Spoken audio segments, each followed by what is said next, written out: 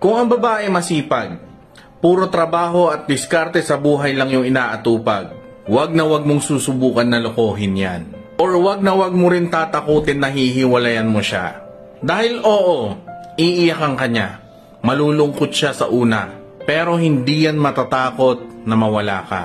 Hindi yan maghahabol sa'yo. Dahil mas matatakot pa siyang mawalan ng pera at pinagkakakitaan kaysa mawalan ng lalaki na puro sakit ng ulo ang ambag sa buhay niya. Kaya kung ayaw mong mawala siya sa buhay mo, magbago ka na.